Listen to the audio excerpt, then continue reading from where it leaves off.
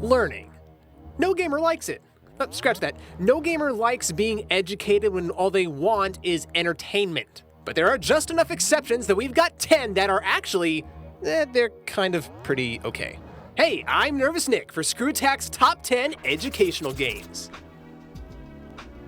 Number 10. So I've got a math problem for you. What is Mega Hit Arcade franchise plus learning? If you answered the worst-selling NES launch game, you would be correct. I would have also accepted Donkey Kong Jr. math. On the one hand, you could praise this game for having as much of an arcadey feel as it did, but that was also its biggest problem.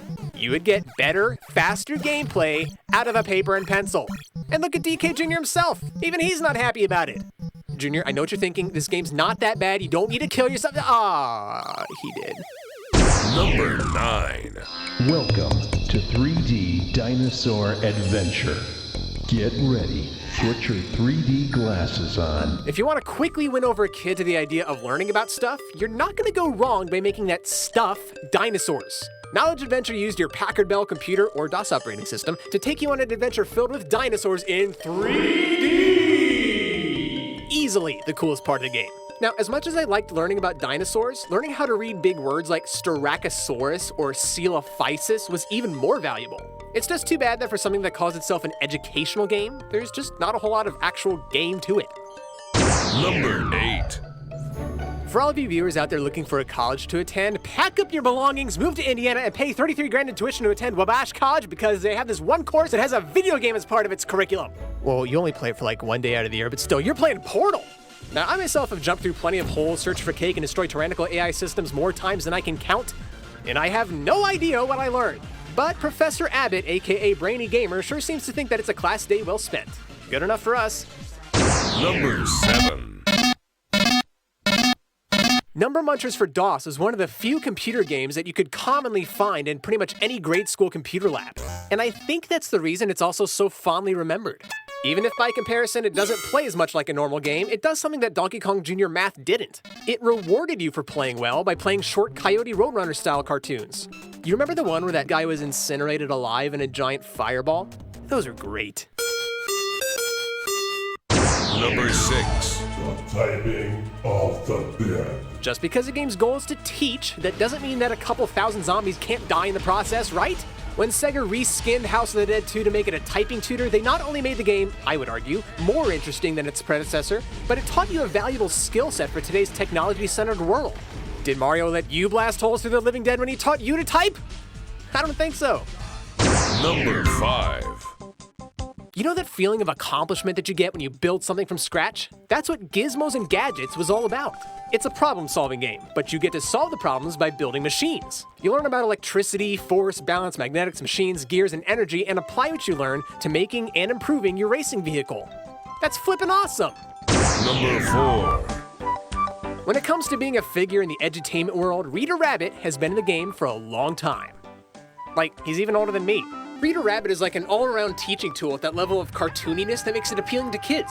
But I don't quite get why he's just called Reader Rabbit, you know? Because he spends so much time teaching you like fractions and shapes and math. Don't you talk shit about Reader Rabbit. I'm not! Don't you do it, Nick. There's a reason why I can't ever let you do a top 10 by yourself. Don't you talk shit about Reader Rabbit. Ah! Hey, is somebody talking shit about Reader Rabbit? Number 3. Here, play this. Speaking of cartoony, who could forget Blasternaut and Spot? Only these guys would be so busy dancing and doing math problems that they couldn't be bothered to notice that their spaceship was about to crash on the pedophile planet. But the Math Blaster series has everything we like about Number Munchers except, well, it's done better. Doing math problems actually does things like controlling your ship or shooting lasers. Let me say that again. This game has math-powered laser beams. The only way off this planet is down there! Not much of a problem solver, are ya? Number 2.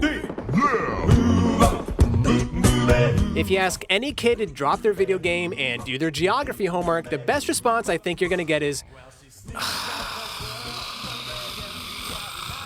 but But if you disguise it as a game in which they get to be top secret agents hunting down the greatest thief in the entire world, then holy shnikes, you've got yourself Carmen Sandiego! It's so rare when an educational game can become as popular as Carmen Sandiego did. I mean, we got a game show, a Saturday morning action cartoon, and supposedly it's being adapted into a movie starring Jennifer Lopez. And that's gonna be a hunt for a whole other kind of booty. Watch your back! Oh, let's learn how to count backwards with a very educational recap. Number 10, Donkey Kong Jr. Math. Number 9, Dinosaur Adventure 3D. Number 8, Portal. Number 7, Number Munchers. Number 6, Typing of the Dead. Number 5, Gizmos and Gadgets. Number 4, Reader Rabbit. Number 3, Math Blaster. And number 2, Where in the World is Carmen Sandiego? It's number 1. Part history, part geography, part economics, part medicine. Add it all together and you get none other than the Oregon Trail.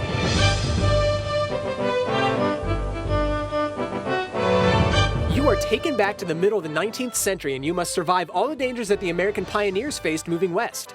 Wildlife, weather, disease, terrain. Playing the Oregon Trail wasn't just an entertaining game, it was an experience. Hunt wildlife, go to trading posts, bury your dead. This was one detailed game of strategy. And can you believe that our virtual family members have been dying of dysentery for 40 years? We still have no idea what dysentery is, but since it's been going strong for so many years, it'll hit that nostalgic bone for practically anybody who views this video, now and in the future. So kudos to you, Oregon Trail, for educating and entertaining gamers for generations.